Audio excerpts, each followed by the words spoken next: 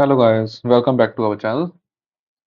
तो आज के वीडियोस के अंदर हम लोग स्टार्ट करेंगे हमारे सीएसएस की प्रॉपर्टीज़ के ऊपर। लास्ट मैंने बताया था कि सीएसएस को हम किस तरह से लिख सकते हैं, उनके तीन वेज हो गए, उनको कॉल करने का वे हो गया। अब इस केस में क्या है, हम लोग स्टार्ट करेंगे कुछ बेसिक प्रॉपर्टीज़ के साथ। जैसे जो सबसे ज़्यादा यूज़ होने वाला हमारा जो है टैग, डिव, जिसमें कहते हैं डिव टैग होता है, डिवीजन टैग, जो कि हमारे पूरे की पूरी वेबसाइट का स्ट्रक्चर डिफाइन करने में हेल्प करता होता है। ठीक है। अब इन्हीं केसेस पे जैसे मैंने बेसिक स्ट्रक्चर से कॉल करना शुरू कर लिया, एक div टैग लिया यहाँ मैंने। उस div टैग के अंदर मैं क्लास के थ्रू काम करूंगा। अभी मोस्ट ऑफ द केसेस क्या है कि इनलाइन इंटरनल या एक्सटर्नल में से मैं अभी इंटरनल ही प्रेफर करूंगा। ठीक है। उसके बाद क्या है, आगे जाके हम लोग जब हम प्रॉपर एक टेम्पलेट बनाना शुरू कर देंगे, तब उन केसेस में हम लोग एक्सटर्नल ही सीएसएस यूज करेंगे। ठीक है, मैक्सिमम केसेस में एक्सटर्नल ही की जाती होती है, इनलाइन इंटरनल नहीं की जाती।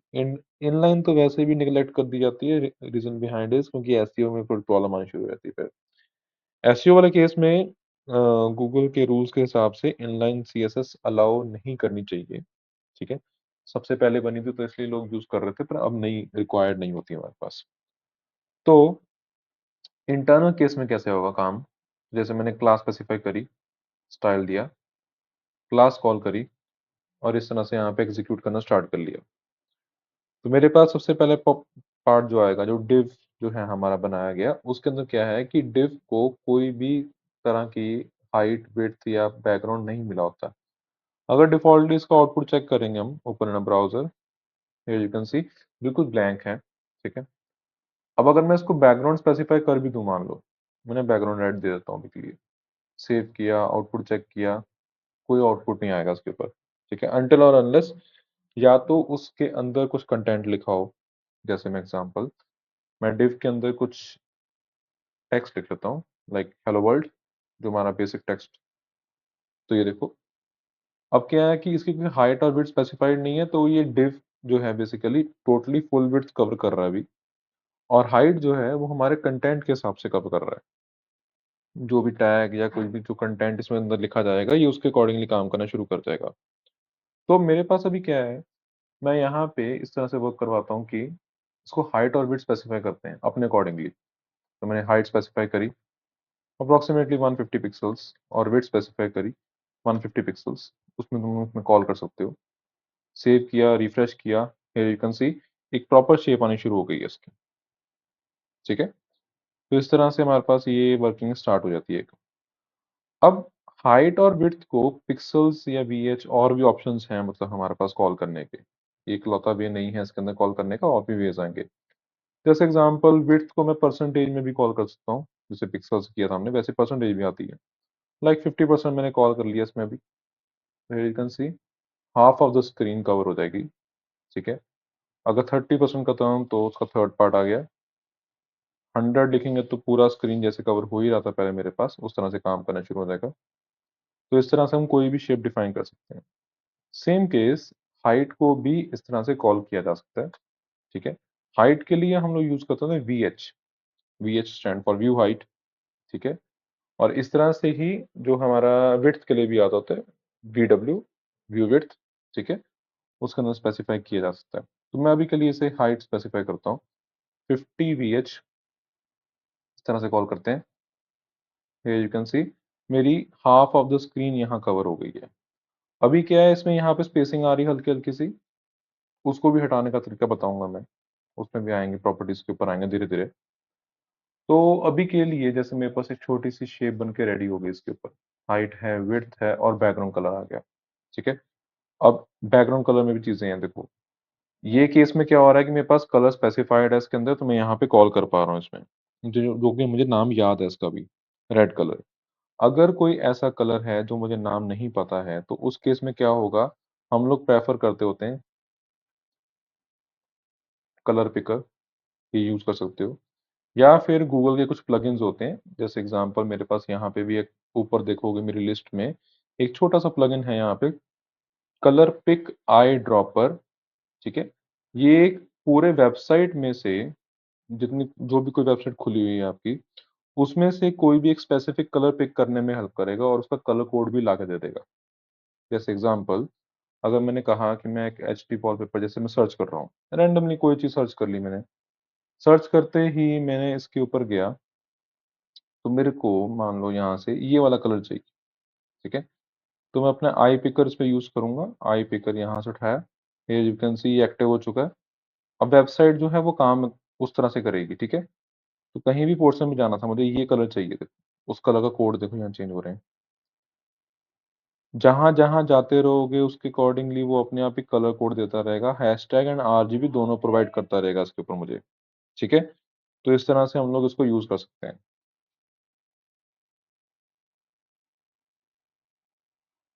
ये केस क्लियर हो गया तुम्हें? ठीक है? तो इस तरह से जैसे मैंने कलर यहाँ से कॉपी कर लिया, बैकग्राउंड यूज़ हटाया इसको, बैकग्राउंड के अंदर मैंने ये कोड यूज़ किया और यहाँ पे हैशटैग लगा दिया, स्पेस सेव किया, आउटपुट पे गए, here you can C orange colour मुझे यहाँ पे प्रोवाइड हो गया इसके ऊपर ही। तो इस तरह से हम लोग कोई भी कलर यहाँ स्पेसिफाई करवा सकते हैं, दैट्स अप टू अस कि हम लोग कैसे यूज़ करना चाहते हैं उसको, ठीक है? अब यही केस में जो आरजीबी कोड था, उसका भी एक देखो डिफरेंस आता है, एक यूनिकनेस आती है उसके ऊपर। जैसे मैं रैंडमली अभी कोई भी एक कलर उठा लेते हैं यहाँ से, आरजीबी, कहीं से भी पिक करो सेम चीज़ ही मिलेगी, डिफरेंशिएट नहीं होता उसके ऊपर, ठीक है? तो आरजीबी को लिखने के लिए आरजीबी पहले लिखना पड़ता है ब्रैकेट्स में, फिर तुम्हें आरजीबी के 3 पॉइंट्स जो होते हैं, red, green and blue part, वो लिखना पड़ेगा इसके ऊपर। तो आउटपुट चेक करोगे तो ये आ जाएगा। अब इसमें डिफरेंस क्या है मेरे पास? है तो वही सेम चीज़ है, हैशटैग और आरजीबी वाला। इन दोनों में डिफरेंस ये आता होता है मेरे पास कि जब हम लोग इसके अंदर आरजीबी वाला कोड यूज़ कर रहे हैं, इसके अंदर हम एक 4th पॉइंट भी यूज़ कर सकते हैं। That is basically your transparency of the background, ठीक है? ट्रांसपेरेंसी के केस में क्या है, हम उसको पॉइंट वैल्यूज़ प्रोवाइड कर सकते हैं, ठीक है? लाइक एग्ज़ाम्पल मैंने दे दिया इसको 0.9, ठीक है? हल्का सा ध्यान देना, ये थोड़ा-सा लाइट हो गया। बेसिकली क्या हुआ है कि जो बैकग्राउंड है हमारा, वो थोड़ा-सा ऐसे ट्रांसपेरेंट होना स्टार्ट हो जाता है। जितना वैल्यू हम लोग डिक्रीज़ करते जाएँगे, उतनी ही ट्रांसपेरेंसी इसकी बढ़ती जाएगी। मतलब अगर इसके पीछे कोई चीज़ पड़ी होती, तो वो मुझे विज़िबल हो जाती है इसके ऊपर, ठीक है? ये इस तरह से काम करना स्टार्ट कर देगा मेरे पे। तो आरजीबी के अंदर ये हमारा एक प्लस पॉइंट मिल जाता है हम लोगों को, जब भी हम कोई कलर स्पेसिफाई कर रहे होते हैं इसके लिए। ठीक है गाइज़? तो इस तरह से हम लोग ये बेसिक कलर, सॉलिड कलर जिसे हम कहते होते हैं, वो यूज़ कर सकते हैं यहाँ पे। ये हमारा पहला केस हो गया उसके ऊपर। यही केस में जैसे मैंने हाइट और विड्थ की बात कर रहे थे हम लोग इसके ऊपर भी, ठीक है? अब वही केस में अब आ गया मेरे पास कि मैं यहाँ पे स्पेसिफाई करना चाहता हूँ कि मुझे ग्रेडिएंट कलर चाहिए जैसे, ठीक है? अब ग्रेडिएंट कलर्स कैसे काम करते हैं इसके ऊपर? ग्रेडिएंट कलर्स में क्या होता है, जैसे हम लीनियर ग्रेडिएंट का ऑप्शन आया था सबसे पहले, तो मैं यहाँ पे सिंपल पहले तो बैकग्राउंड तो वही रहेगा, ठीक है? उसी के अंदर मैंने मेंशन करवाया कि मुझे ग्रेडिएंट कलर चाहिए linear, linear gradient. Now what is linear? Linear gradient के केस में क्या होता है कि वो एक स्पेसिफिक साइड को हमारा कलर को चेंज करते हुए जाएगा, ठीक है? जैसे एग्जांपल मुझे चाहिए कि फ्रॉम लेफ्ट टू राइट, तो किस तरफ जाना चाहिए? टू राइट हैंड साइड को। तो उस समय मैं राइट हैंड साइड मेंशन करवा दूँगा कि हाँ, टू राइट कलर जाना चाहिए। कौन-सा कलर? कोई भी कलर, चाहे वो नेम यूज़ करो, चाहे तुम लोग हैशटैग यूज़ करो, चाहे तुम लोग वो आरजीबी कलर यूज़ करो। वो सभी केसेज़ में काम करेगा उसके ऊपर, ठीक है? तो मैंने जैसे यहाँ पे अभी एक सिंगल नेम ये चूज़ कर लिया, मिनिमम 2 कलर देने पड़ते हैं। 2 से ज़्यादा जितने मर्ज़ी कलर देते रहो, कोई प्रॉब्लम नहीं है, पर मिनिमम 2 तो वहाँ रखने ही पड़ेंगे तुम्हें वहाँ पे। तो जैसे एक कलर हम ये यूज़ कर लेते हैं, एक कलर हम लोग इसका वाला हैशटैग ही कॉपी कर लेता हूँ। और ये भी ज़रूरी नहीं है तुम लोगों को दोनों हैशटैग हैशटैग चलनी चाहिए। चाहे तुम एक हैशटैग, एक आरजीबी यूज़ करो, चाहे तुम लोग मिक्स कर लो तीनों को, जैसे तुम चाहो वैसे वहाँ पे यूज़ कर सकते हो। तो हियर यू कैन सी, ठीक है? मुझे यहाँ पे क्या आया? To right, right hand side को लेके जाना था, तो ये देखो लेफ्ट से राइट को जा रहा है वो। सेकंड कलर मेरा पर्पल था, ठीक है? तो ये इस तरह से काम करेगा मेरे पास। उसी केस में चाहो तो इसकी डायरेक्शन भी चेंज कर सकते हो। जैसे डायरेक्शन चेंज करके दिखाता हूँ इसके ऊपर, to top, here it is, या फिर टू टॉप लेफ्ट, एक कॉर्नर, कॉर्नर से भी लेके जा सकते हैं, ठीक है। तो एक कॉर्नर से दूसरे कॉर्नर जा सकते हैं हम लोग इस तरह से स्पेसिफाई करते हुए, ठीक है। वही केस में अगर मैं चाहता हूँ इसके ऊपर कि ये दोनों सॉलिड कलर्स आते हैं, ठीक है। अभी क्या है कि ट्रांसपेरेंसी आ रही है इसके अंदर, अभी भी यहाँ से मूव होते हुए कलर हमारा ट्रांसपेरेंट होता होता होता तो पर्पल होता जाता है, ठीक है। वही केस में मैंने उसको बोल दिया कि नहीं ठीक है, काम करते हैं, एक सॉलिड कलर देते हैं इनको। तो उस केस में क्या किया मैंने, 50/50 लिख दिया अभी के लिए, मतलब टोटल 50-50% ही उनको कवर करने को मिल जाएगा। अब ये नहीं कि वो आपस में मर्ज होते जाएंगे। तो ये देखो, प्रॉपर सॉलिड कलर मिल जाएगा तुम लोगों को। तो इस तरह से ये काम करवाया जा सकता है। वो हमारे ऊपर डिपेंड है कि हम कैसे यूज कर रहे हैं। नॉट ओनली दिस कि तुम लोग इस तरह से यूज कर रहे हो, चाहो तो इसके अंदर ट्रांसपेरेंट कलर भी यूज कर सकते हो, वो हमारी मर्जी है कि हम कैसे दिखाना चाहते हैं। Like example, proper transparent colour चलता है, वो एक नाम ही है, ठीक है। तो ये देखो, तो इस तरह से हम लोग जैसे कोई भी शेप ट्राइंगल की वो यहाँ पे स्पेसिफाई करवा सकते हैं इसके अंदर, ठीक है। तो इस तरह से सारे के सारे केसेस यहाँ पे कॉल किए जा सकते हैं। इजी हो जाता है हमारे लिए इस पे काम करना से, ठीक है। ये हो गया अब हमारा लीनियर ग्रेडियंट का काम। ये किसी में जिसमें क्या कर रहे हैं कि किसी एक स्पेसिफिक साइड को जाके वहां पे वर्क करवा रहे हैं इसकी। अब दूसरे केस में क्या आता है मेरे पास, रेडियल ग्रेडियंट। रेडियल ग्रेडियंट वाले केस में क्या होगा, सेम वही चीज जैसे हम लोग लीनियर ग्रेडियंट यूज कर रहे थे। तो रेडियल ग्रेडियंट इस तरह से, स्पेलिंग का खास ख्याल रखना, स्पेलिंग में मैक्सिमम केसेस में गलती होती है, हाइफन्स में, स्पेसिंग में, ठीक है। वो मिस मत करना इस चीज को। तो इन केसेस पे क्या है, जैसे मैंने वहां पे कॉल किया, लाइक मुझे चाहिए कलर, इस बार नए कलर लेते हैं, let's take a little bit pink. Copy किया और ये कलर यहाँ यूज कर लेंगे हम, ठीक है। इसमें स्पेसिफिकेशन नहीं दे रहा हूँ, देखो मैं ना लेफ्ट राइट टॉप बॉटम ऐसा कुछ स्पेसिफिकेशन नहीं दे रहा हूँ, डायरेक्टली मैं उसके ऊपर कॉल कर रहा हूँ। तो दो कलर ले लिए, ये इस तरह से कॉल कर लिया मैंने। जब इसको सेव किया, आउटपुट चेक करके देखा मैंने, तो हियर यू कैन सी, ये इस तरह से आ गया मेरे पास, ठीक है। तो इस तरह से हम लोग ये करवा सकते हैं इसके ऊपर। इसमें भी परसेंटेज वगैरह प्रोवाइड कर सकते हो, जैसे एग्जांपल 20% देते हैं, यहाँ से इसको बोलते हैं 50% के आसपास, ये लो। तो हाफ ऑफ द स्क्रीन जो है ग्रीन कवर कर लेगी अब इस समय, बाकी का 20% जो है यहाँ पे वो हमारा पिंक सा जो था कलर, वो आ जाएगा इसके ऊपर। वो हमारे ऊपर डिपेंड है कि कैसे करना चाहते हैं। 50-50 देते हैं, सॉलिड कलर वही बन गया, सेम चीज जिससे पहले बन के आ रही थी। और द डिफरेंस इज वो एक साइड की तरफ आ रहा था, ठीक है। या तो to left, to right, to top, to bottom, या टू लेफ्ट राइट होगा। इस केस में क्या है, इसमें ऐसा नहीं है। इसमें डायरेक्टली वो क्या काम कर रहा है कि वो सेंटर से सर्कल बना के उस तरह से एग्जीक्यूट करवा रहा है मेरे लिए, ठीक है। ये दो केसेस हो गए इसके ऊपर जो हम लोग यूज कर सकते हैं इस पे। तीसरा ग्रेडियंट जो हमारे पास काम करता है इसके अंदर, वो हमारा काम करता है कॉनिकल सिंक्रोनिक ग्रेडियंट भी कहते हैं, ठीक है।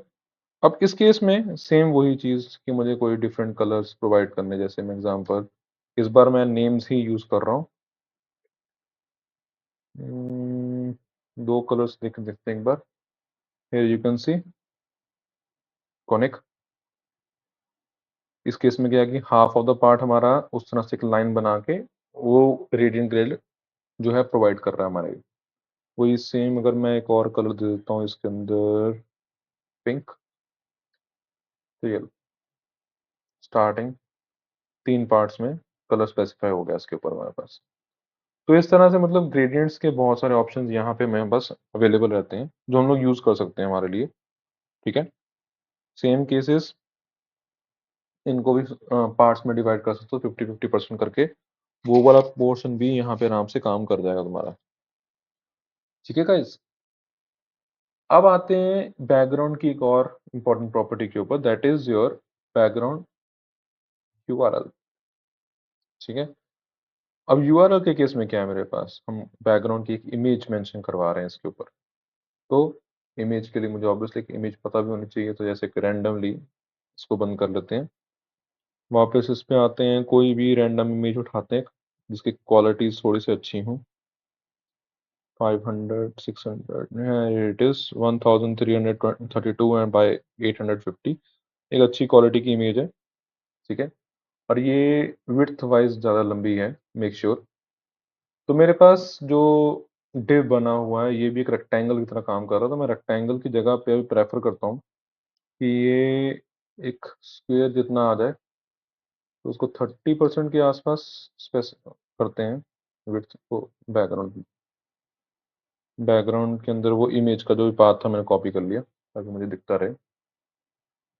30 का भी 20 या 25 के अप्रॉक्स मेक कर लेते हैं। हाँ, here it is, ठीक है।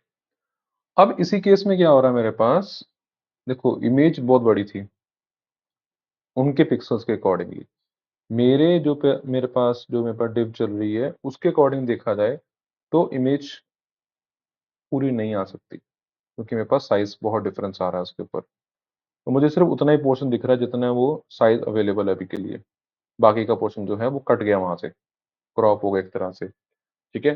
परमानेंट डिलीट नहीं हुआ है, ठीक है, वहीं पर ही एग्जिस्ट कर रहा है। बस ये फर्क है कि हम लोगों को उसको अभी के लिए नहीं देख पा रहे, क्योंकि अभी हम लोगों ने वहां पे उसको स्पेसिफाई नहीं किया हुआ इस तरह से। तो अगर मैं उसको जहाँ पे एडजस्ट करवाना चाहूँ, क्योंकि बिकॉज मैक्सिमम केसेस में क्या होगा, तुम लोग उसको इस तरह से कॉल नहीं करवा पाओगे कि अगर इमेज बड़ी है तो डिव का साइज भी इंक्रीज करना पड़ेगा। नहीं, ऐसा नहीं होता कभी भी। स्ट्रक्चर जो होता है तुम्हारा बना हुआ वो कभी नहीं छेड़ते। कोशिश करते होते हैं इमेजेस को, या जो भी तुम लोग फिजिकल प्रॉपर्टी यूज करो लाइक ऑडियो वीडियो टाइप, उनको उस डिजाइन के अंदर ही किसी ना किसी तरह से एम्बेड होना चाहिए, उसी के अंदर ही वर्क करनी चाहिए उसके ऊपर, ठीक है। तो मैंने यहाँ पे स्पेसिफाई कर दिया बैकग्राउंड साइज 100% बाय 100%। तो हियर यू कैन सी जो पूरी की पूरी इमेज थी हमारी इसके अंदर स्पेसिफाई होगी। अब मैं हाइट को जितना मर्जी इंक्रीज या डिक्रीज करूं, या विड्थ को जितना मर्जी इंक्रीज या डिक्रीज करूं, इमेज को उसके अंदर ही एडजस्ट करना पड़ेगा, बिकॉज मैंने वहां पर उसका साइज स्पेसिफाई कर दिया है, ठीक है। यही केसेस को देखते हुए साइजेस को भी डिफरेंट डिफरेंट तरीके से स्पेसिफाई किया जा सकता है। Like 100% is one of the size.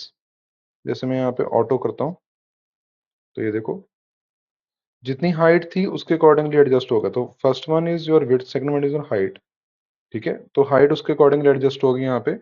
बाकी का पोर्शन जो है वो रिपीट होना स्टार्ट हो गया इसके ऊपर।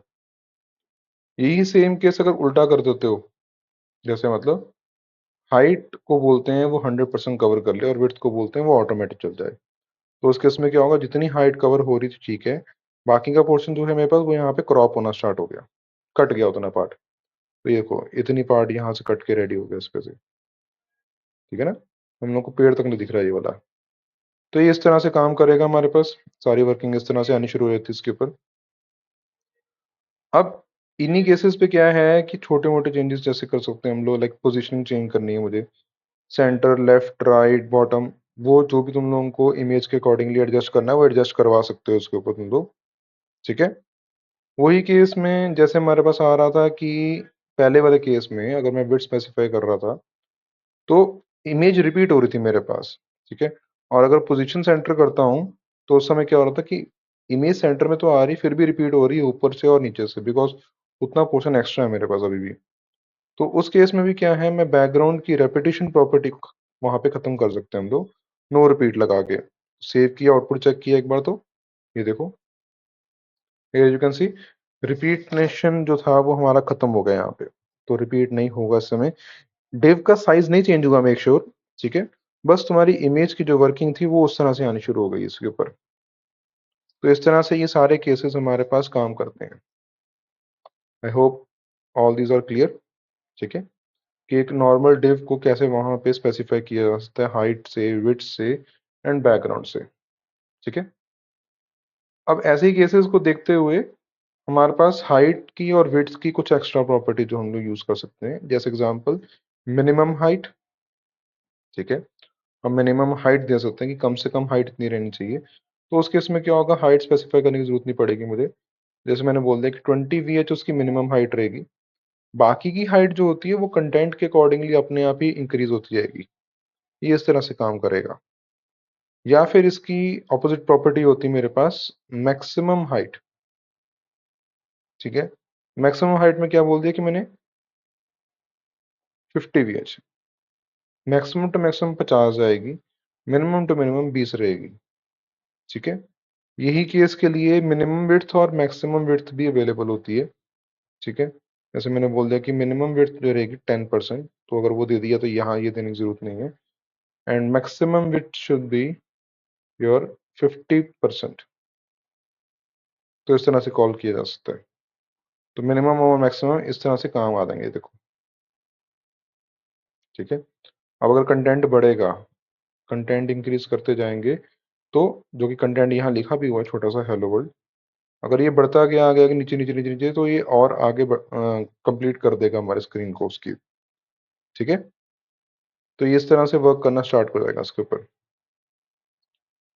ठीक है गाइस, ये हमारी बेसिक प्रॉपर्टीज होगी इसकी। एक प्रॉपर्टी और है अटैचमेंट की, वो इसके बाद हमें एक नया फाइल ही बनाना पड़ेगा इसके लिए, उस पर करेंगे हम। ठीक है guys, thank you so much, bye guys.